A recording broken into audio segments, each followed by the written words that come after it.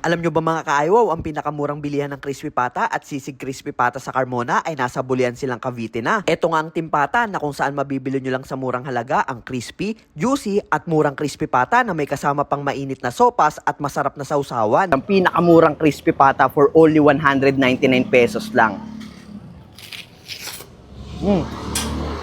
Napaka-crispy, napaka-juicy.